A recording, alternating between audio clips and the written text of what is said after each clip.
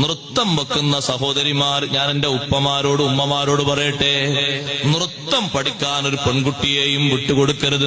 ലക്ഷങ്ങൾ സമ്മാനം കിട്ടിയാലും ശരി, നൃത്തം പഠിക്കാനും ഓട്ടം പഠിക്കാനും ചെറിയ നിക്കറിട്ട് ട്രൗസർ ഇട്ടിട്ട് പെൺകുട്ടികളൊക്കെ ഓടിയിട്ട് എന്തെങ്കിലും ഒരു വെങ്കലം നേടുക, അതാകരുത് നമ്മുടെ ലക്ഷ്യം.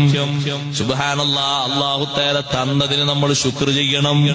നൃത്തം വെക്കുന്ന നർത്തകിമാര്, സംഗീതോപകരണങ്ങൾ പരസ്യമായി വെളിവായി കഴിഞ്ഞാൽ എല്ലാ സ്ഥലത്തും സ്ഥാനം പിടിക്കുന്നതാണ്.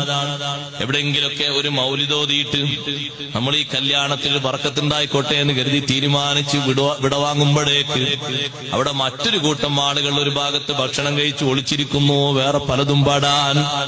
അതിന് നല്ല ത്രാണിത്തമുള്ള ഉപ്പമാര് ഉമ്മമാര് സമ്മതിക്കരുത്. അവര് നേർക്കുനേറെ കാര്യങ്ങൾ പറയണം. ഇവിടെ അത് അനുവദിക്കൂല എന്ന് തുറന്നു പറയണം. അതിനേക്കാളും അബദ്ധമുണ്ട്.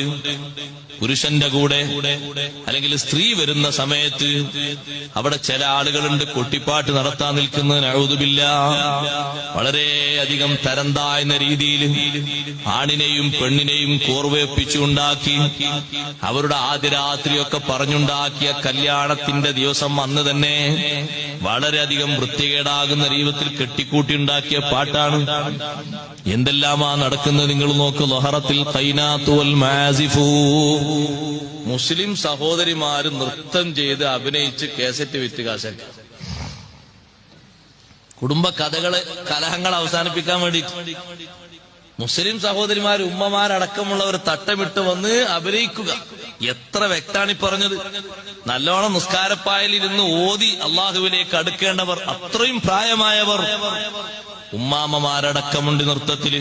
ഞാൻ അവർക്കുണ്ട് 15,000, മറ്റുള്ളവർക്ക് 25,000, അപ്പുറത്തുള്ളവർക്ക് 40,000, എല്ലാവർക്കും ഉണ്ടല്ലോ.